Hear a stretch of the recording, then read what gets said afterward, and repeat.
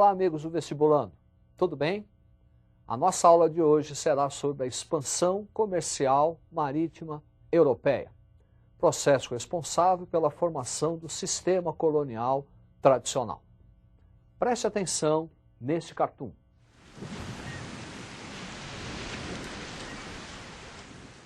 Essa ideia de congestionamento de caravelas deve-se ao fato de Portugal, Espanha, Inglaterra, França e Holanda, a partir do século XV e XVI, buscarem novas terras, buscarem áreas extraterritorial, gerando o processo das grandes navegações.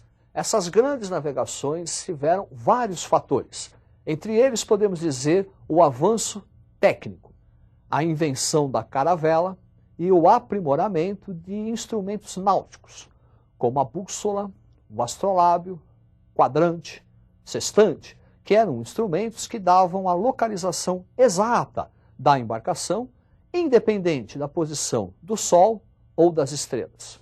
Também contribuíram para o processo da expansão marítima a atração que as Índias exerciam na Europa, especialmente os produtos das Índias, as famosas especiarias, cravo, canela, pimenta, noz moscada e outros produtos, como a seda e metais preciosos, ouro e prata.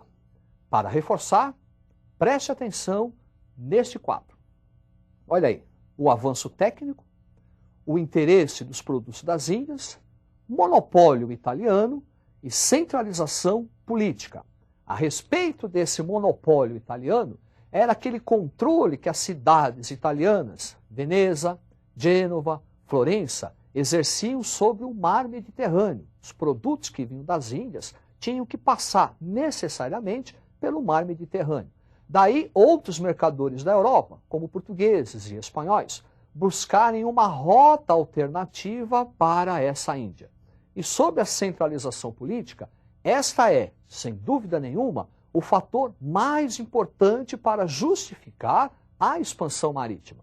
Porque essas grandes navegações exigem um complexo aparato material, homens, armas, recursos materiais. Daí a união do rei com a burguesia financia as grandes navegações, tendo, portanto, participação nos lucros, e o rei vai ter dividendos políticos. Portanto, aluno, sem centralização política não tem a expansão. É essa centralização política que torna Portugal o pioneiro da expansão marítima. É claro que o avanço técnico é importante, mas se fosse somente esse o fator que justificasse o pioneirismo, seriam as cidades italianas. Posição geográfica também tem um fator importante, mas não justifica, porque senão seria a Inglaterra, que é uma ilha. Mas, na verdade, foram países da Península Ibérica, primeiro Portugal e depois Espanha, quem saíram na frente na expansão. E por quê? Porque centralizaram-se politicamente primeiro que todas. Portugal, já no século XIV, realizou a sua centralização política através da famosa Revolução de Avis, onde uma poderosa burguesia mercantil se aliou ao rei, gerando recursos, gerando a possibilidade da expansão marítima. E aí inicia-se o famoso périplo africano, ou a expansão portuguesa. Observe atentamente este mapa. Aí está o início da expansão, no primeiro momento, conquista de Ceuta, no norte da África, depois uma expansão sobre as ilhas do Atlântico, Canária, Cabo Verde, Açores, depois costa do Atlântico, da África, Guiné. Em 1487, Bartolomeu Dias dobrou o cabo da Boa Esperança. 1498, Vasco da Gama atingiu as Índias. E a famosa viagem de Cabral, 1500, descobrimento do Brasil, e depois seguiu viagem até as Índias. As outras nações chegaram atrasadas no processo de expansão, porque não criaram as condições de centralização política. A Espanha só vai realizar a expansão após a Guerra de Reconquista, a expulsão dos árabes muçulmanos, que desde o século VIII ocupavam a parte sul da Península Ibérica. Preste atenção no mapa para você entender o que estamos falando. Aí está, perceba, os reinos cristãos ao norte, Portugal, Castela, Leão, Navarra e Aragão, estão sistematicamente realizando uma guerra contra os muçulmanos no sul da península. À medida que as vitórias sobre os muçulmanos ocorriam, os reinos cristãos se expandiam e se uniam, surgindo 3 grandes reinos: Portugal, Castela e Aragão. Em 1469, houve um casamento político. Fernando de Aragão casou-se com Isabel de Castela, surgindo o moderno Reino da Espanha. E em 1492, o último reduto mouro, Granada, foi definitivamente incorporado ao território espanhol. A partir daí, criaram-se as condições para a expansão marítima espanhola. Cristóvão Colombo recebeu 3 caravelas: Santa Maria, Pinta e Ninha. Conhecedor da esfericidade da terra, acreditava ser possível atingir o leste, viajando, navegando sempre em direção a oeste. Morreu em 1506, acreditando ter encontrado um novo caminho para as Índias. Na verdade, descobriu um novo continente. Continente esse que foi percebido por Américo Vespucci em 1501. Daí o continente ter sido batizado em sua homenagem. Ao longo do século XVI, Portugal e Espanha vão dividir o mundo entre si. Observe este mapa. A linha tracejada é o tratado estabelecido na bula Inter Cetera, que vai determinar que qualquer terra situada a 100 léguas a leste das ilhas de Cabo Verde pertenceriam à Espanha. Em 1494, nesse tratado indicado aí, a assinatura do Tratado de Tordesilhas, onde uma parte do continente americano vai pertencer a Portugal.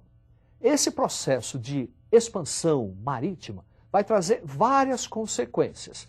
Entre elas, nós vamos ter a formação do sistema colonial tradicional, o retorno da escravidão, o escravismo e o eurocentrismo. Preste atenção neste quadro. Aí está, consequências da expansão, o sistema colonial, o escravismo, processo de acúmulo de capitais e o eurocentrismo. Por eurocentrismo, entende-se a Europa como referência, principal ponto de referência econômica, social, cultural e política. Pelo menos até a Segunda Guerra será referência. Exemplo, na América, o idioma são todos europeus, português, inglês. O sistema econômico utilizado na América, o capitalismo, também se desenvolveu a partir da América. Uma das negações desse sistema, o capitalismo, é o socialismo, que também se desenvolveu na América. E a acumulação primitiva de capitais. Primitiva, porque foi a primeira forma que o capital encontrou para se auto-reproduzir, através das trocas mercantis. E primitiva, da forma como essa auto-reprodução ocorreu, dizimando e ocupando outro continente e tornando escravos população do continente africano. Primitivo também nesse aspecto. A viagem de Vasco da Gama foi muito importante. Ela gerou 1.400% de lucro a Portugal. Foi tão importante que quando Vasco da Gama voltou a Portugal, ele foi recebido com uma festa, um verdadeiro carnaval. E a população cantava uma música mais ou menos assim: naveguei no afã de encontrar especiarias, ouro e prata para Portugal levar, impulsionado pelo vento e as riquezas de além-mar. Percorri o Oceano Atlântico, dobrei o cabo da Boa Esperança e as Índias atingi. Cheguei na China, no Japão, com os meus brasões. Eu sou o tema dos Lusíadas de Camões. É no Xuê-Xuê, é no Xuê-Xuá, não quero nem saber, a burguesia italiana eu vou ferrar.